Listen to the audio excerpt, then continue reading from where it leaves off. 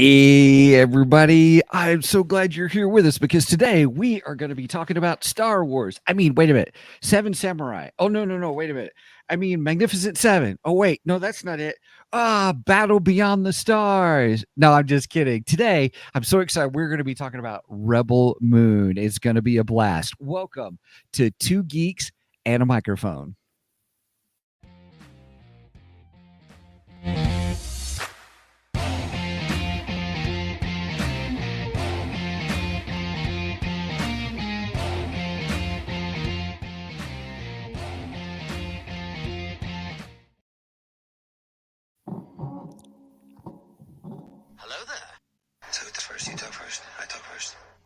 Good morning, everybody. Welcome to Two Geeks and a Microphone. I am your co-host, Mr. Stephen Buster, along with the one, the only, the most industrious Mr. Michael Shanks himself. Mike, say hey to everybody. Good morning to all you geeks out there in Geekdom Land.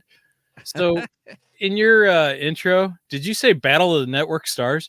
Battle Beyond the Stars. Oh, I thought you said Battle of the Network Stars. I was like, I remember that. That used to be a fun event. Oh gosh, yeah, no, we'll get into Battle Beyond the Stars here in a little bit, but yeah, no, I'm excited about today's show. So I'm looking forward to our discussion. You know, everybody, as always, Mike and I don't talk about it before we come to the show. It is we quote unquote save it for the podcast. So yeah, we definitely saved it for the podcast for this. I have no clue what you thought of this. And we didn't even text each other at all during this at all. So, of course, I don't even know when you watched it. So. Yeah.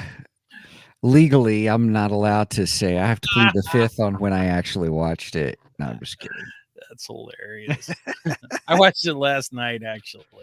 Oh, okay. I could have watched it Thursday, I think, but I kept checking on Thursday, and it was like, it's still not up. It's still not up. And then we were doing something later in the evening when it finally went up, and I was like, screw it, I'll watch it tomorrow. Yeah, because it was like 8:00 my time on Thursday when it was supposed to start. And I was at the second job then, so there was no way I could, legally watch it. Right. At 8:00. We'll leave it at that. Oh, man. Oh, gosh. So, all right. Well, we've got a jam-packed show for you guys. And so we're just going to hop right into it. So glad you're here with us. So let's get rolling. Mike, what are we starting off with? All right. I got a couple geeky news items. So let's kick it off with that. Perfect.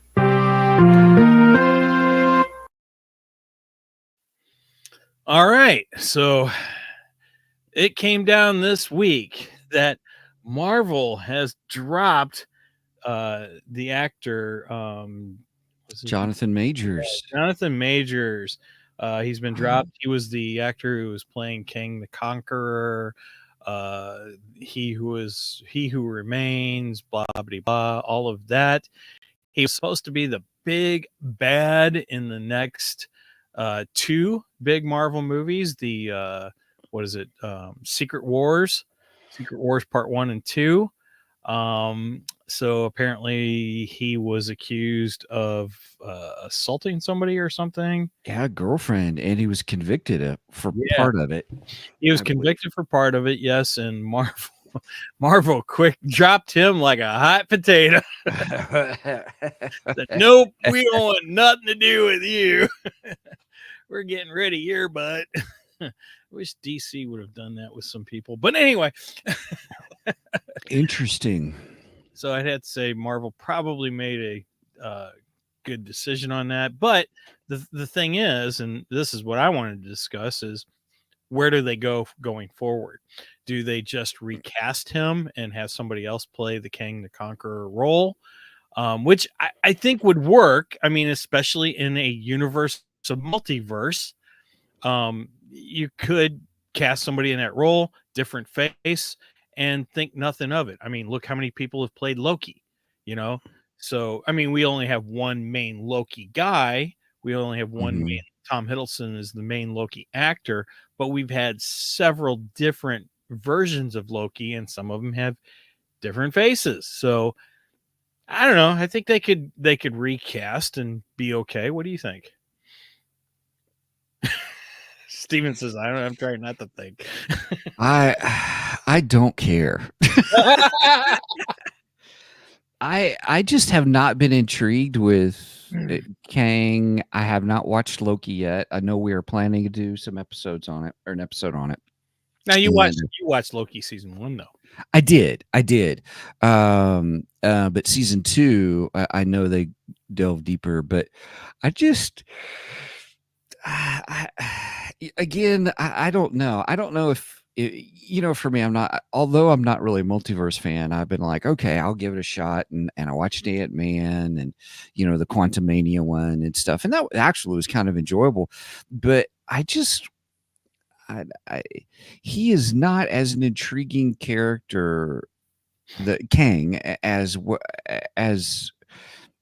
had with what's his name there on the Sunlight, Thanos, at all. And I just got over.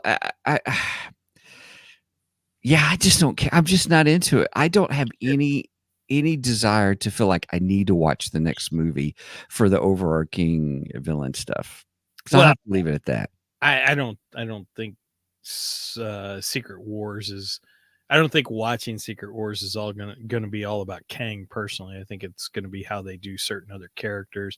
For me personally, I want to find out, are we gonna get Spider-Man in the black suit? Because that's where Venom was introduced. Well, Mhm. that's where the symbiote was introduced in Secret Wars originally. So Mhm. I would like to see our Peter Parker in the current Marvel universe. I'd like to see him get the black suit and see where that goes. I'm more intrigued about that than I am Kang also. I will say I enjoyed his character in season 2 much more better. Cheers. Much more better. Okay. Got it in. Yeah, I enjoyed his character much more better in season 2. Oh, And dang, you did it twice in a oh, row. yeah, Cheers. cheers. Um, yeah, I thought he was good in season 2. I liked him. They went a little bit different direction with him. He was kind of fun. And I wasn't sure exactly where we were going with it. And that's a great thing for the character. It gives some intrigue and some mystery, and I thought that was good. I like that.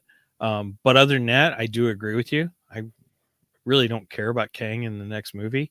In fact, there's been some fan talk, uh, fans saying, you know what, maybe you should just put the brakes on Kang and say, screw it, bring in Doctor Doom.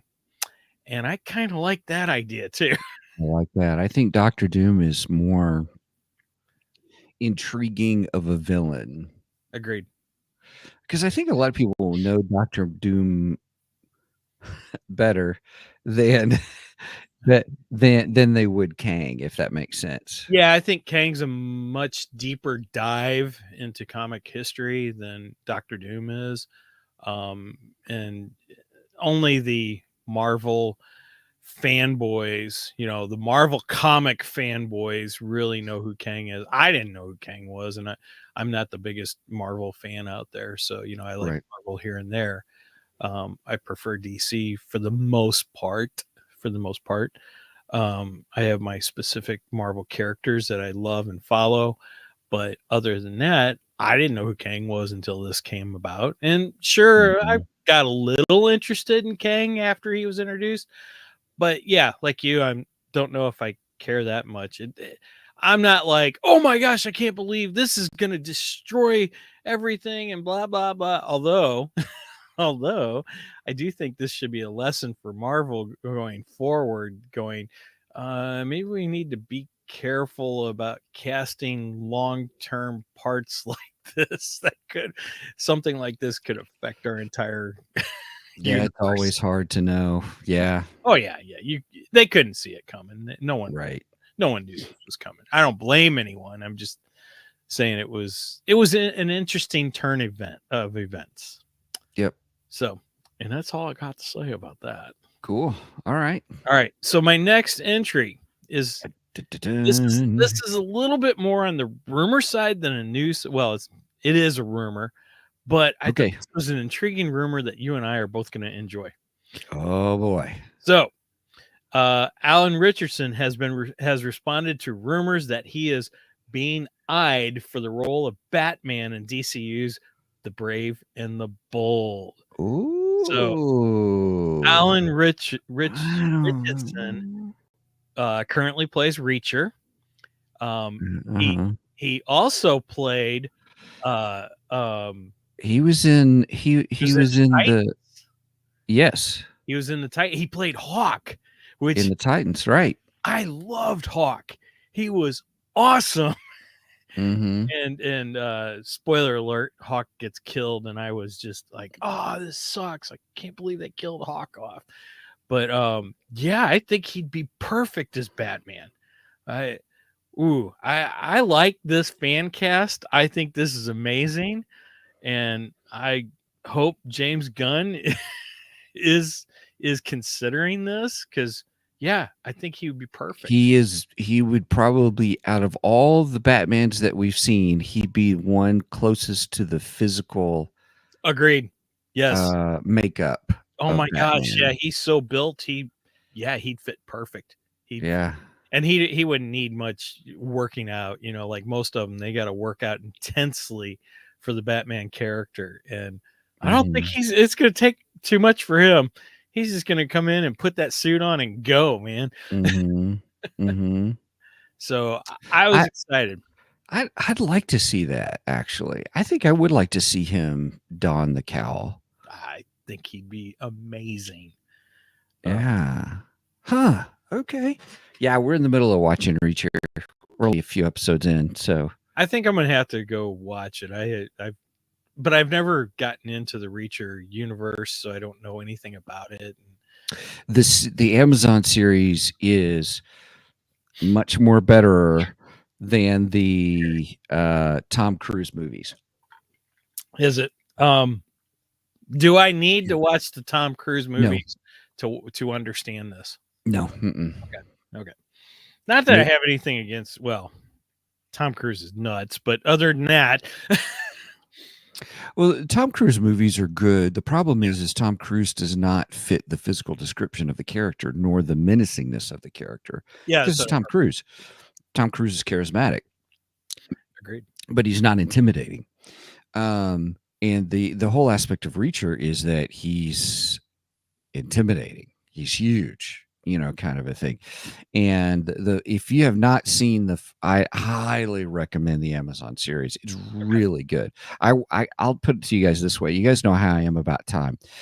I've never skipped any parts of them, and I've watched it probably the first season. I probably watched 4 times. Oh wow, dang! Okay, I guess I have to check this out. And then the second season, I am enjoying the second season more than the first season on the first run through. And so I just wish they had dropped all the episodes. So it's good. I think it runs weekly now through the end of January. Well, all I know is, I was a big fan of him as Hawk in the Titan series. And I read this. My first thought was, wait a minute, isn't that the guy that played Hawk? Yeah, it's going to be weird. I double checked it. I was like, yeah, that's him. I'm like, yeah, he's perfect. No, I don't think it's weird at all, because that part of Titans isn't going to be a part of the new DCU anyway. It's true. So who cares? It makes no difference whatsoever. Yeah. You just got him playing, just like Aquaman's probably going to be Lobo. I still believe that he's going to be Lobo, and he won't be Aquaman anymore. I haven't seen the new movie yet. I do have to go see that still.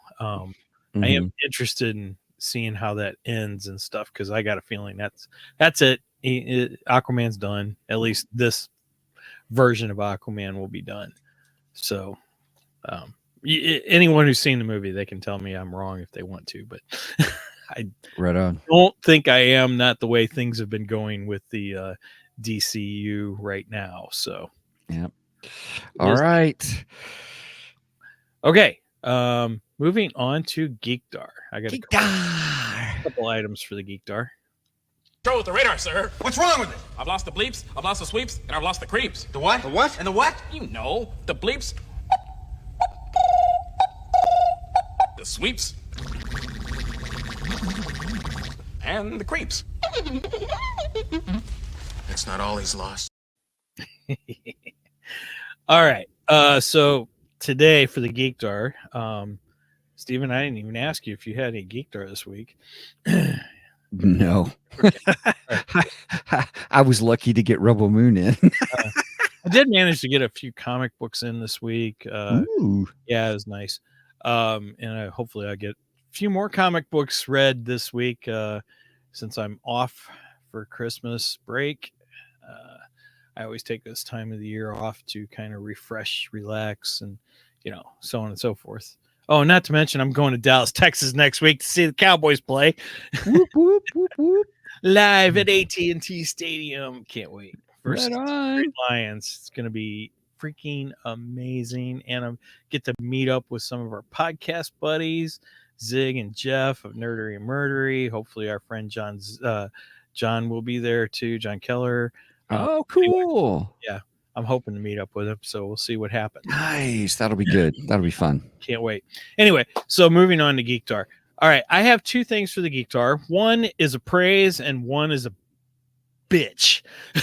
Wah, wah. Uh-oh, we're going to have a cathartic rant, everybody. Yes. Okay. Both of them were movies that my wife had picked and said, hey, we need to watch these. I think we're going to like these movies. And Okay. One I had been seeing trailers for, and I thought it looked pretty good. So I was like, yeah, that sounds good. So the first one I enjoyed very much. It's called The Family Plan. And it stars Mark Wahlberg, which I like a lot of Mark Wahlberg's movies. I do have to. I do. Okay. This is on Apple, right? It's on Apple. I don't know if it's Apple or I thought it was Netflix. I think it's Netflix. I think it's a net. No, you're right. It is Apple.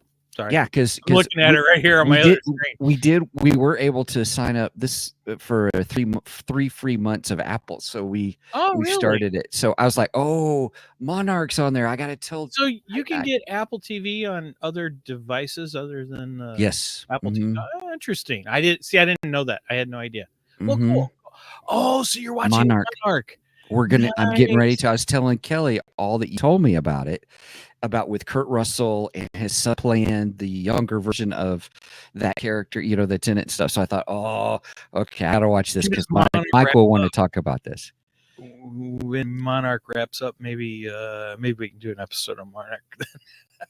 I wasn't expecting to do one because I didn't know you had it. Oh, nice. I meant to tell you that. Yeah. So yeah, my Kelly is a big Ted Lasso fan, and I've enjoyed Ted Lasso. And so the third season, we thought, okay, it's free for 3 months. So anyway, please go ahead. I'm so sorry. Family Plan. Paramount and Max are going to combine. So all the Star Trek could end up on Max pretty soon, actually. I just heard it yesterday. Oh, I did not know that. I heard something about Paramount Plus. Yeah, Paramount is getting bought out by Max, apparently, by Warner Brothers, apparently. So, and they're going to suck in all the Paramount.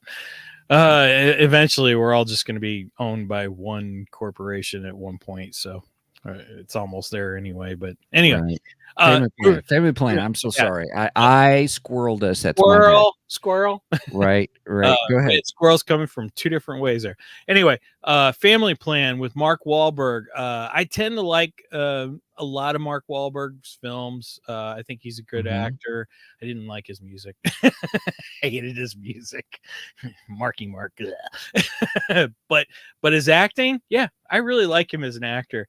And in this movie, he's a family man who had a secret before he, got married and had a family. He was some kind of super CIA agent who, he's a killer and all this stuff. And Well, apparently they're out to get him, and of course they're attacking his family, and this is how his family finds out. Spoiler alert, sorry.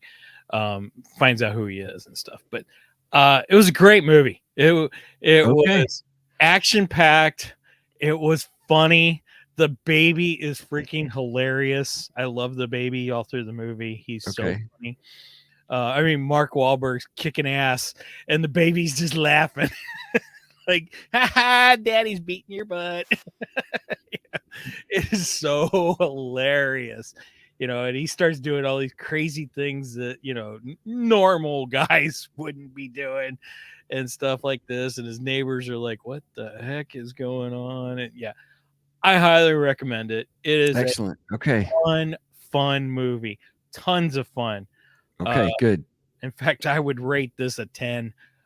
I really. Okay. All right, great. Okay, good. All right. Now for my complaint. So my wife also had another suggestion.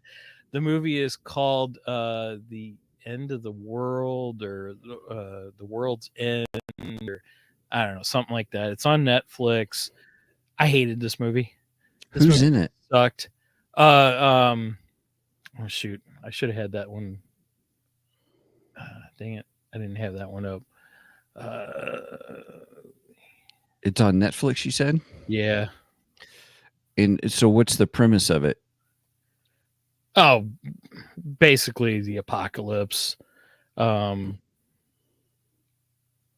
Shoot. I don't know. I can't find it right now. It's basically the apocalypse. America is basically attacked cybernetically. They've wiped out all of our internet connections and all our communications whatsoever. People are turning on each other. It's it's total chaos, which, I mean, there's tons of movies out there like this. Sure. Right? Every time you turn around, there's a movie like this. My biggest problem, though, was there's no ending to this film. It's like, what? That's what? There's no answer. There's no rhyme or reason. And I went, this movie sucks, and I want my money back. I need to get the sound clip of that. Oh, is it Leave the World Behind? That's it. Leave the World Behind. Okay. Yeah. It's got some big name actors in it, and yeah, you're looking at it going, oh yeah, it's like Ethan Hawke, Julia Roberts, I think. Julia Roberts is one of my favorite actresses, by the way, too. Kevin Bacon makes an appearance in it. He was kind of a letdown, actually, because he was barely in it, and it's like, oh, that's all you did? Oh, okay, yay. So, yeah, don't watch this freaking movie. Just skip it. It's terrible. I give it a 1. Oh my. Yeah. Okay. Yeah. So we went from family plan 10, fun-filled, action-packed, great movie, to depressing, crappy, leave the world behind 1. There you go. Was it kind of like an artsy fartsy film, or it was something that was supposed to have some kind of meaning behind it? They had another one that wasn't all that great. Supposed to have a meaning behind it, I don't know what it is. Other than don't trust the government, and I already don't do that, so I already so I don't need a stupid movie to tell me not to trust the government. I already know this. So gotcha. Okay. Well, thank you for that advice. Moving on. Okay, so I'm done with my rant. well, real quick. On Netflix is a movie that just got added, which was Love and Monsters, and that's actually a fun movie. But our friend Mark Anthony Austin did a lot of the CGI for that. Oh, really? Stuff too. Yeah. Okay. Yeah, cool. He's been posting on his Facebook page some of the different monsters that he did previs work for and things like that. So it's been interesting, and I enjoyed that movie actually. It's been out a while, but anyway. So okay, we've got to get into today's topic. All right, let's move on to the main event. It's time for the main event.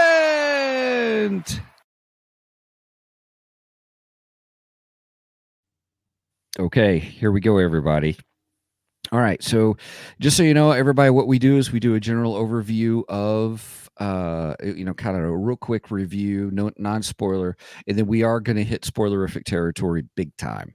So, Mike, what do you want to use for our scaling system today? What do you think would be a good?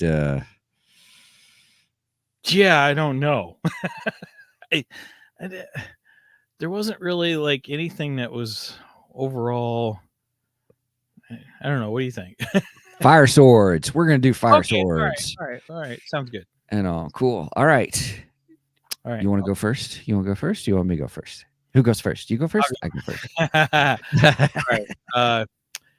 I want to start off by saying I had high hopes for this film. Okay. I had really high hopes, and I probably should have went in with no hopes, because I came out on the other end saying, "Meh." Really? Okay. Yeah. Okay. I will definitely watch the second one because there's some questions I have, and I want them answered, because this is a two-parter for anyone who doesn't know. Right. This is Right. The second part will come out in April, so I'm sure we'll cover the second part and come April when that comes out. And it's an okay movie. Don't get me wrong. It's just okay. This I saw some reports. It's funny. I've seen reports from every end of the spectrum on this film. I've seen it. People just completely hate it, and then people love it, and I'm like right in between there. Okay. I mean, like center middle. I don't hate it, but I also don't love this. And I also saw some reports saying, "Oh, this is gonna take over the Star Wars fandom." Yeah, not. No. Of course, every time I hear that, I heard that about Lord of the Rings back in the early 2000s. Lord of the Rings is going to take over the Star Wars fandom. Now, Lord of the Rings has got a huge following. I will grant you that. And I love Lord of the Rings. Until Amazon got a hold of it. Well, I've never watched that. So I watched the real stuff. And I love those films. But will that overtake my Star Wars fandom? No. Then I heard this about Avatar and I laughed. Right. And they still have not achieved that. So, so then I heard this about Rebel Moon and I'm like, yeah, we'll see. Because everything I hear this about is just whatever. And yeah, this kind of fit my thinking. Yeah, meh. It's not going to overtake it. Now, supposedly Zack Snyder wrote this script. It was supposed to be a Star Wars script, and it was rejected. There's some things in this film that I could see working in Star Wars here and there. And it was kind of funny because I'm watching the whole movie going, yeah, I could probably see that character in Star Wars. I could see who that might be, that kind of thing. Yeah, I didn't go that deep into it, but not who, but what type of Star Wars character they might be, whether it might be a Jedi, whether it might be an Imperial officer, that. I wasn't going as deep as to actually cast, the character as a Star Wars character. I was just picking out the basic Star Wars. Yeah. I will say I'm prepared to do a little bit more discussion about that because that was in our title that you did from Jedi, the Star Wars connection. So I did spend a little bit of time kind of going, okay, what part of this could be Star Wars stuff? So I'll get into that a little bit. And I wanted to touch on that too. So overall, I will give this a 5. What did we call it? Flames? What did you call Flame it? swords. Flame swords. I'll give it 5 out of 10 flame swords. Right on. Are you done? Sorry. Okay. You good? You done? You ready? Yes, sir. Sorry, I don't want to interrupt you. Sorry, my bad. You're good. I loved this movie. Really? I loved it. I didn't. I went in with high expectations, but I went in with realistic high expectations. Knowing Zack Snyder's record, I'm not a Zack Snyder fanboy, but I do enjoy the visual strikingness of his movies. I easily will give this a good 8.5 out of 10 for me. Wow. I really enjoyed it. Now, I'm not saying it's perfect, don't get me wrong, but I enjoyed it. Okay. I've got all kinds of reasons why. I do think people are being unfair. I think a lot of the reviews are being hypocritical, that are bashing the film, because I've watched a bunch of different reviews because I was like, why are people not liking this film? And is it just a bandwagon because all the critics are not liking the film, or why that is? And people, I don't agree with most critics to begin with. So. yeah, I don't either, but there's several that I was just like, okay, let me hear what you have to say. And some of them actually really piss me off too, because I'm like, you're one, you're not being fair, you're jumping on the bandwagon, and two, you've said that those reviewers have said the opposite about other films, saying that was the problem. I said, so do you need to make up your mind on what the issues are? I might get in trouble here. No, no, To clarify, I haven't watched any reviews of this movie. None. Not one.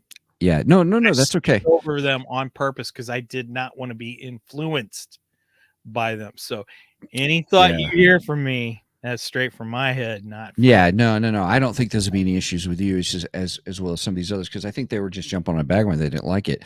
I know you'll give me your open review, that you're not being influenced by anything. I think the issue is yes, it is, as I joked at the very beginning, it is a plot point that movies have done before, that all began with Seven Samurai. And then you got the old Magnificent Seven and stuff. And a lot of people are making unfair assertions, but there's one fair assertion that people are making about being part one and part two. And I do want to have a discussion about that. I don't like movies doing that personally. See, when I was watching this, my first thought was Steven's not going to like this because it's, it has that. Well, it's not a big cliffhanger though, actually. No. That's one of the things that Zack Snyder that I appreciated him doing, was giving us an ending to a part one, where Dune part one does not do that. Dune part one, the Denis Villeneuve one, with part two coming, I think is it's all meant to be one movie together. And this whole part one, part two thing that they're doing, I was like, I don't know. I'm still wrapping my thoughts around. I don't like it. I don't like that they do that. To make matters worse on that, though, is, now Zack Snyder's coming out saying he's going to have a director's cut. I was like, well, why don't you just release that? Kind of a thing. And so there are things surrounding the film that I think I agree with and disagree with on some things. But as far as the movie goes, I enjoyed it. I love the Magnificent Seven Samurai storyline. Absolutely love it. If you go back to the old Western, not the Chris Pratt, Denzel Washington one, which is similar too, but it's the same story. Magnificent Seven, even Seven Samurai, you got a village that's in trouble, which is more of the original Western style, that has to defend against someone. They go and get warriors to come help them do that. You don't have a whole lot of character development in those, and people are like, oh, you don't have all this character development. Well, that's the whole point. I thought you had more character development in Rebel Moon than you had in any of the original Seven Samurai story frameworks. You got to actually see their skill sets before, as they joined, except for the general, in this. But so I wanted to bring him up too. Yeah. So I think I think people are being unjustly hard on it, like they've been on a lot of other Zack Snyder films and stuff, not realizing that, he does have his giftings and he does have his shortcomings. And I think everybody does. But you cannot deny that it is probably one of the most visually striking visually striking sci-fi films that there are. I rank it right up there with like Blade Runner for visual strikes, for striking. There were times when I was watching Rebel Moon, it's like, ooh, I want that as a wallpaper. Ooh, I like that as a wallpaper, kind of a thing. And so I definitely give it 8.5. It does have its shortcomings, but I think as time progresses, it will outlive those shortcomings. Okay. And he's created a whole new universe that I am totally intrigued in. And I dare say, please don't hate me for this, I dare say that it does have the potential to be Star Wars-esque, because when we first got Star Wars: A New Hope, it was not fleshed out totally. Oh, It I it agree got with fleshed that. out as we went, and I think that's the same situation that we have here. And I have watched it once, and then twice I watched it because I wanted to see all the action sequences again. You watched it twice? I did, but I Steven skipped to the action sequences on the second time.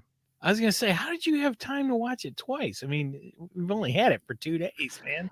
As Wow. I inferred before, I can neither speak to when or how I watched it. All right, fair, No. fair. That's fair. All right, so is it safe to say we're gonna jump into spoilers now? Spoilerific territory. Let's do this. Sorry, can't say. What's that word you use? Spoilers. I like that word. I thought you might. Doctor, you and your secrets. You'll be the death of me. All right. I love our new spoiler alert, by the way. Yeah. Let me say this. Here, I'll put up the spoilerific territory banner here real Of course, quick. I'm a little biased because I created the new spoiler alert. Right. So here, I do want to spend some time talking about the Star Wars connections and stuff.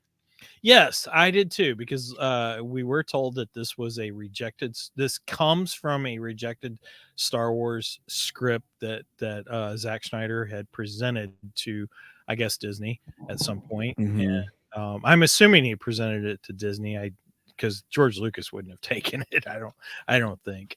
And I think it might have had some intriguing ideas that could possibly work in Star Wars.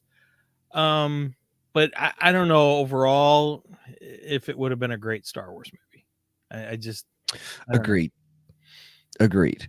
If it was another Star Wars movie without all the main characters that we know and love, kind of a thing, but something within the Star Wars universe, I think it'd been fine. Well, and I think he would have went in a direction where this would not have had the main characters, which could be one of the reasons Disney said no, we don't want it, because they're focusing on putting in known characters. Well, with the exception of the Mandalorian, of course. Right. Well, it was a Lucasfilm thing, not a Disney thing, because it was 20 years ago he pitched it. Oh, see, I didn't realize how long ago it was. It's been a while. Yeah, it's been a long while, and that's what I've heard. Now, I didn't find documentation for that or anything. I just see George Lucas going, no, that's not my script. Nope. Yeah. Well, the other part of it is it was, he wanted an R gritty version, and that's just not the Star Wars thing. Right. And even then, I thought it was interesting that Netflix still hit it with a PG-13. They released it as a PG-13, which is why that's what I heard. One of the reasons a director's cut, so he could release his R-rated version. Well, now Revenge of the Sith got a PG-13. It was the first Star Wars movie to ever have PG-13 rating. So, yeah. I just mean from the aspect of being rated R. He wanted rated R. Yeah. And George Lucas would never go for that. Never. Right. I don't think he had a problem with the PG-13 because, Revenge was a little more violent than the majority of Star Wars films. Mhm. But I think he felt that was important to the story of Revenge of the Sith, and I think that's why he agreed to it. Said, "Okay, I can handle a PG-13 rating on this particular film." And we all know parents took kids under 13 to go see it anyway, because they all do anyhow. So, Right. Please don't ask me about my own son Troy and watching Halloween. Just saying. So hey, I do want to say that as far as Star Wars goes, there are several things that influenced George Lucas. One of those was he's already stated he loves Kurosawa. Yes. One of Kurosawa's greatest films is Seven Samurai, which is this genre that is a genre now of these people who are coming to the aid of another group. I mean, we could even take it to Bug's Life. Bug's Life, I forgot to add that one at the beginning. I got that feel also. It is. That's interesting you brought that up, because there was actually a line in it, and I actually went, hey, this is Bug's Life. Mm-hmm. Yeah. And I think the greatest connection for this theme, this storyline, going to go get people to help us, is from a sci-fi standpoint, it's a direct correlation to Battle Beyond the Stars. If you have not seen that, I don't know this movie. Yeah. Oh my goodness. I know Battle for the Network Stars. I remember that. Yeah. Battle Beyond the Stars has George Papard in it, plays the cowboy. Oh. So our friend from the A-Team. Love it when a plan comes together. He is in this, and it is the whole framework of there's this this evil empire comes to take over this planet, and they go to get help, and all these spaceship these people come to help do it. It's goofy, it's a corny sci-fi kind of a thing, but it is this same theme, it's the same element, and it took Star Wars with the whole Magnificent Seven, mixed them together, and out came the Battle Beyond the Stars baby. And threw them into a blender, right? Yeah, it really did. And so I was like, okay, so I could get behind that, and knowing that it's that genre, people are like, oh, it's been all done before. Well, yeah, and it'll continue to be done. I mean, we saw it in Bug's Life, we saw it in all these others, and there's nothing new under the sun. There's nothing new under the sun, right? So now the other part of it is, as far as Star Wars connection goes, so there's Star Wars the theme and everything, but we had a cantina scene. Yeah, actually we did. I kind of liked it. The aliens in this movie were interesting. They're pretty intriguing. Actually, he probably did aliens a lot better than a lot of the Star Wars movies lately. They just don't do aliens very well. They need to go back and restudy George's work and look at some of the amazing creations that he came up with, and rethink the way they're doing things. So I will say this, that I had to take off half a point. I had to, there's one scene that, for all the wonderful CGI work that there was, and there was some great CGI work in this film, there was one part where there was an alien, and it was obvious it was CGI, and it was not done well. It was that one scene where the Admiral, and he had the tentacle come out, and I was like, that's terrible CGI for kind of a thing. We'll talk about him in a minute. Well, I told you last week that I think that there needs to be more of a balance between practical effects. You did say that. CGI. Yeah. And I think that's a good example of where we could have had a really good looking mask, in opposed to just doing a CGI character there. Mm-hmm. And then just enhancing the mask with CGI, making it better. You know, that's where I think we should go with this stuff. Yeah. Agreed. So the cantina, the aliens, we've got that connection as well. The other connection that I thought that we had with Star Wars was, it was it was no surprise that the whole concept between Star Wars was the villains were a Nazi connection Yeah. kind of a thing. Yeah. They walked off the ship and Brenda goes, wow, we got the Nazis. I go, yeah, well, We that's sure do. kind of what the Empire is based on. So Right. And it's so I was like, not a well, surprise at all. right. I mean, So their uniforms even looked very Nazi-esque. yes, Extremely. very much so. Wow. Very much so. So I was like, okay, so I can see the influences. I want to call them influences more than anything else. I don't think it was a Star Wars movie as much as it was a Star Wars influenced movie, if that makes sense. I can agree with that statement. Yeah, like I said, I don't think overall this just could be, you could just take this out and plug it into the Star Wars universe. Right. I don't think it would work quite that well. But there are elements. Like, for instance, I looked at her, the main character, Cora. I felt she probably would have been our Jedi in the Star Wars. If this would have been a Star Wars film, I felt she would have been the Jedi, or at least a Jedi in training, one of the two. Mhm. Not necessarily a master, but probably a Jedi Knight who is very, competent at her Jedi skills, so on and so forth. Which actually I think I would have liked her better as a Jedi, because going into, of course, then we have the twist. I won't get quite into the twist yet because we didn't know that going into this. But Mhm. I kind of would have liked her better as a Jedi, because I think I could have got over her taking down 3 men who are over twice her weight very easily if she had been a Jedi. And I was just like, yeah, okay, that's a little over the top, but all right, she's our hero in this, so I'll let it go. Mhm. Mhm.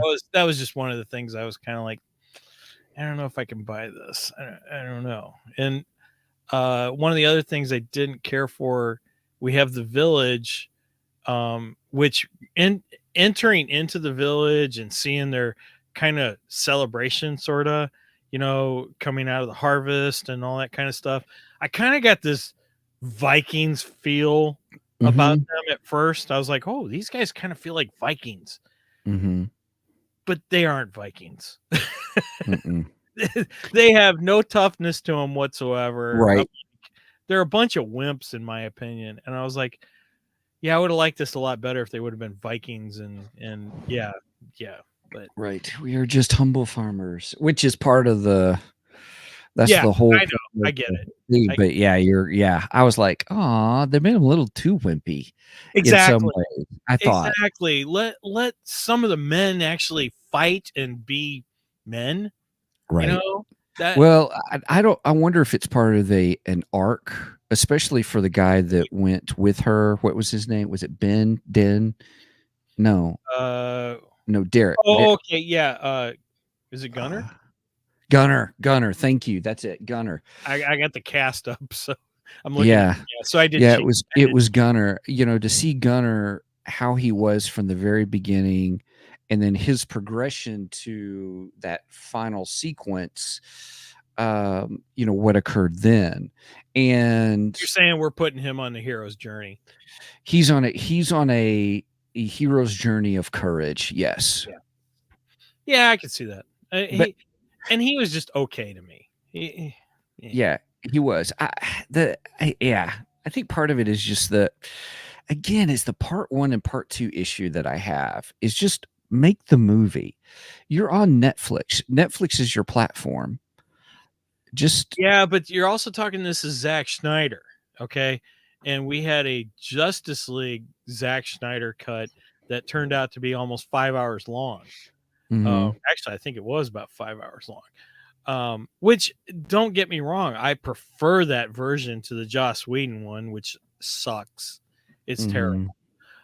Although I prefer the ratio, the picture ratio of the theatrical release over. I don't know why he went with that. That still just bugs me. Mhm. It's an Mhm. issue I have with the Zack Snyder cut Justice League. But I mean, looking at that, you kind of got to chop this movie in half to make it a traditional movie. Otherwise, you're looking at another almost 5-hour film. And do you want another 5-hour film? I think an argument can be stated based upon the platform. I mean, people are watching, they're binging incredible shows. You know what I'm saying? Now, if you're asking me to go to the theater, you are correct. I would agree with you. I don't want a 5-hour film in the theater. But if I'm at home and you do it by episodes or whatever, that's what we're already watching anyway, a lot of times. So yeah. All right. To put an example to the whole binging thing, I can like my wife and I are into The Crown, which we just finished that up. And every time The Crown comes on, we watch an entire season within like 2 days. Mhm. We'll watch about half of it one day and the second half another day. And those are really easy to just keep going and going and going. When I sit down, and I have rewatched the Justice League Zack Snyder cut. When I sit down and watch the Justice League Zack Snyder cut, I actually have to stop. I have to stop and come back to it later. The Crown, I don't have to do that, So I don't know. I think this would be very similar to that. And I think I would have to do the same thing and stop. I couldn't just watch it all the way through.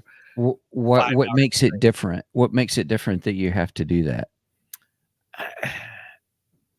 Well, okay. For this movie, there was a lot of boring parts through it. There was a lot of dull stuff in this. It's like, okay. I mean, I could have Steven skipped a lot of this film. I did not, but I could have. There was a lot of parts of this. I was like, can we move on? Can we get going? Yap. Get moving. Let's go. I kind of felt the way that you said Troy felt with Godzilla last week. Right. Sappy. Get to the monster. Let's have some action. Yeah, let's have some action in this action film. Sorry. Just one of my little rants.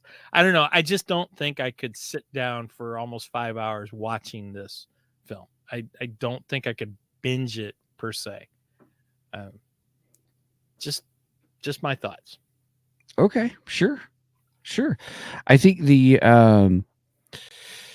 with how shall I say,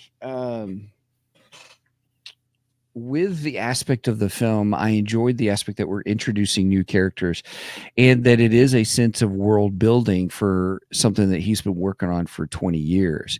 And I am intrigued by this world. Really? I am intrigued because, you've got, I do think there's some character things that were not brought up in the film that were brought up in the making of. And I watched one making of kind of clip. I didn't know there was any making of. Yeah, there's some on the Netflix YouTube channel. Yeah. Okay. Where he talks about the Nemesis, the one with the flaming swords, which I was like, okay, must be the Jedi-ish kind of character and stuff. Well, in the film, you don't know.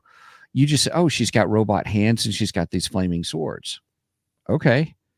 Well, they don't talk about it. And what's intriguing is in the making of, you find out that she cut off her own hands so that she could have robot hands to hold those swords. Oh, wow. Yeah. That wasn't. And I'm like, that's not in there, kind of a thing. That's cool. It's intriguing, but I'm like, you didn't give that in the film because I was looking forward to seeing how they were going to show that. And I'm like, gotcha. Well, okay, so there's all kinds of lore surrounding all this. Find out. Well, we're in spoilerific territory, so we do find out at the end that he's kind of a cyborg himself, the main antagonist, the guy. What's his name? The Admiral? Yeah, the Admiral. Yeah. Yeah, I don't know. I thought it was just, here's some really interesting sci-fi stuff, kind of a thing. Yeah, I got a lot of. Did you watch Battlestar Galactica, the new series? Okay, I got a lot of Cylon feels during those scenes. They felt very Cylon-ish. Okay. like he borrowed from Battlestar Galactica at that point. Hmm. And it was okay. I prefer Battlestar's version of it, but Okay. I'm a big Battlestar Galactica fan though. So of course, then again, I prefer my Cylons to actually be robots and not cyborgs, but Gotcha. that's just me. But I Gotcha. felt he was kind of there were, he was in that tank and stuff, and you see metal underneath his skin and everything. So I'm like, oh, he's cyborg. Oh, okay. I didn't get that at first, but Yeah. and then we got that weird drug sex scene, whatever the heck that was. That was strange. What? When he's putting those sucker things all over his body, and then this. Oh, it was weird. Yeah. Yeah, I was like, what the? We don't know what's going on. There wasn't any explanation or anything like, okay, that's weird. Zach was smoking something when he did that scene. Maybe.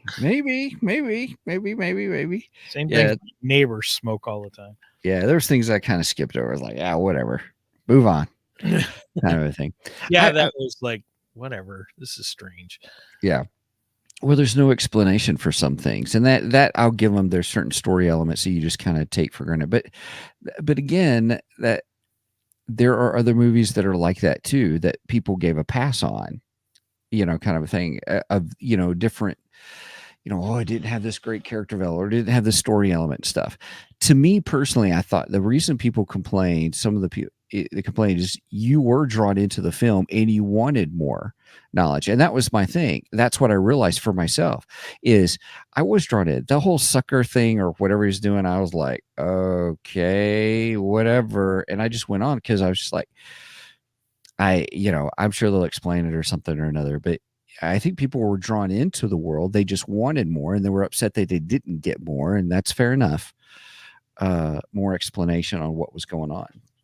Well, the twist I liked, the fact that she actually was one of them. In fact, she was not just one of them. She was more or less the adopted daughter to the leader of their side. So I thought that was an interesting twist. I liked that, which gave more background and explanation of how she could, manage some of the moves that she did and stuff like that. Okay, all right, I'll give you a slight pass on that. And I did to me, the most intriguing thing was the story of the princess. So we have the robot that was introduced, okay, and it's established that he actually guarded the princess and everything. Who? The robot. He says that his purpose was to guard the princess. At one point, he's telling the little girl this in the scene where he and the little girl are, I didn't take that. I heard that they were committed to the king and therefore the daughter, but not the personal bodyguard. Because that's what she was. She was the personal bodyguard. I think she is the princess. I think she's the princess in hiding. Oh, the girl. Yeah, sorry. Girl. Yeah. The girl that the robot is communicating with. And I think he realizes it because he even tells her she looks like the princess. Mm-hmm.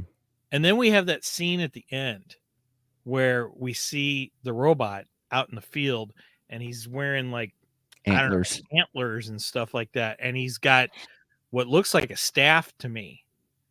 And I'm like, I'll bet he's protecting her now. And I think she's the princess in hiding. To me, that's the most intriguing thing. And that's the only reason I want to go to the second film, because I want to find out where they go with her in the story. And is she actually the princess in hiding? Because I think that's who she is. I don't know who put her there. I don't know how she got there. And to me, that's the most intriguing thing about the entire movie. Other than that, I really don't care. Okay. That's okay. I haven't gotten any reason to really care about any of these people at all. I just never felt anything. I'm like, yeah, okay, whatever, But this story of the princess That's the one thing that keeps me involved. And that's why I will be on for the second film, is to find out where her story goes.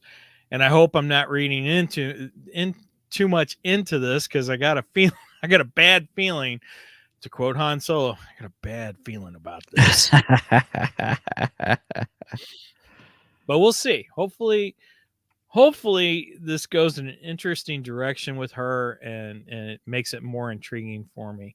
But the first one, I was just meh on. Yeah, that's okay. You're okay to be wrong. I'm just saying.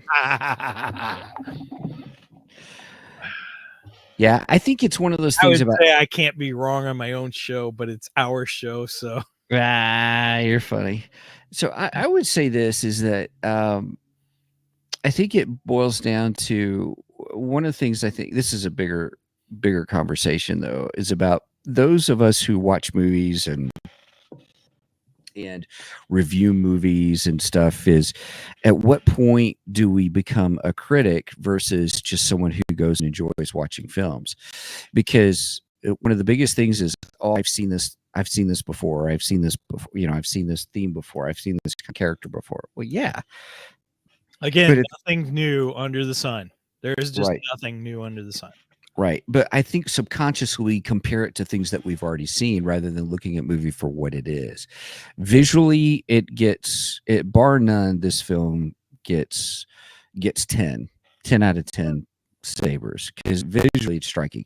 There is one part, that's like, oh, okay, you messed up on your CGI. You did great on CGI and all this other stuff, but that was like, and nothing's perfect. Nothing's perfect. I think the story-wise, the theme behind it, people say, oh, I've seen it all before. Yeah, we've all seen it several times before. But just because you've seen it before, I mean, how many times have we seen the hero's journey? How many times have we seen, we've seen it all before. And people are like, well, which would have seen something different about it? You did. It's in space. This is, other than Battle Beyond the Stars, you're getting yeah, because we've never seen a story in space before, Steven. No. I mean, the Seven Samurai in space. Battle Beyond the Stars was the first one to do it, but it was a campy, kind of a thing off the other. But you're seeing a really well done one with that theme. So anyway, yeah. I don't know. I think we're just looking for, okay, I will say The Mandalorian gave us something different in the aspect of we got more of a feel of the Star Wars Western, which in my opinion is what George Lucas originally envisioned, was a Star Wars Western, and I really feel Mandalorian, especially season 1 of Mandalorian, really hit that hard and did a good job at presenting us with, again, nothing's new, but it was presenting it in a different way that we had not seen Star Wars do yet. I think it's something that many of us were craving, and we got it.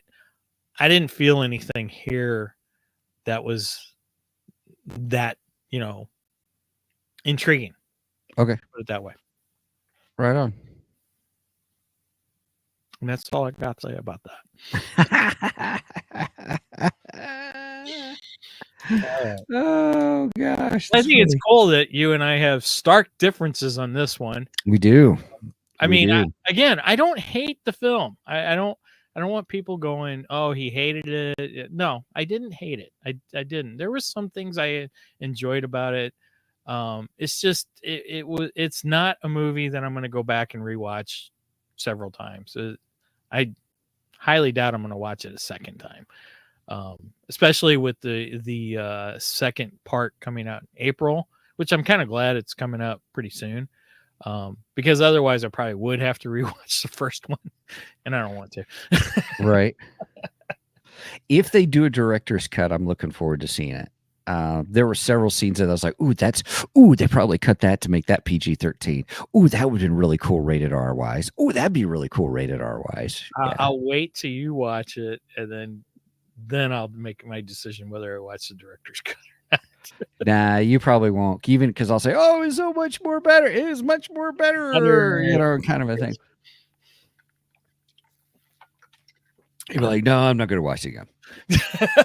No, I already been there, done that. Right. Which is fine. All right. Cool beans. All right, everybody. Well, we are an hour in, so thank you so much for joining us for this interesting episode of Two Geeks and a Microphone.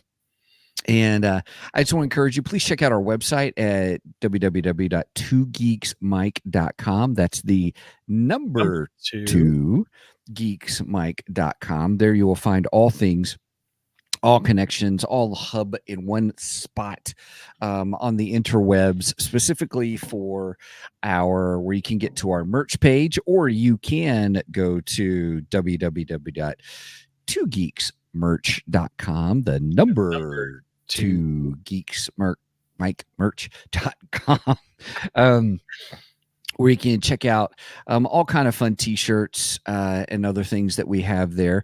Also, if you want to help support us, check out our Ko-fi page. You can get to it from the website, kofi.com/2geeks. We've got 3 different tiers, a $1, $2, or $3 tier, just to help us pay for the stuff that we do. We're not looking at making a whole bunch of money on this, nor are we making a whole bunch of money on this, even though we do joke about how many Lamborghinis Mike has at his 14,000 car garage. Just kidding. Wow. Also, if you want to reach out to us, just to We say, have hey, a lot of Batmobiles, but they're Hot Wheels. Right. Also, you can connect with us at show@twogeekspike.com. You can email us if you have any questions, comments, funny anecdotes, or ideas for things that you would like to see us cover. We'd love to hear from you as well. So with that being said, Mike, do you have anything else you want to add? Sure. If you've made it this far, please, wrong one. Where is this is where I need my Tito. There we go. If you made it this far, please make sure and go and like and subscribe to us on Facebook and on YouTube. And make sure and give the bell a tickle on YouTube, and give this video a thumbs up on YouTube also, because the algorithm on YouTube likes it when you do that, and it helps to suggest it to other people who might like this type of format. And I just want to say that our downloads on our audio version of the podcast have been up for the last few weeks, and I'd like to thank anyone who's a new listener to us. We appreciate you coming on board. Make sure you go and like and subscribe, and whatever platform you're downloading from, please go give us a review, because that also helps us to be seen. And definitely not last but not least, we want to wish everyone a very Merry Christmas, because the audio version of this will come out on Christmas morning. So you may not be listening to us on Christmas morning. You might be sharing your time with your family at that point. But at some point on Christmas Day, we hope that you are listening to us, and we just wish you a very Merry Christmas from the Two Geeks. Yay! Merry Christmas! And that's all I got, Steven. How about you? It's all I got. We're all good. So Merry Christmas, everybody. All right. So with that said, over and out. I don't really have a outro for this movie. I have no idea. There was no like taglines really. So I guess just Merry Christmas and may the force be with you.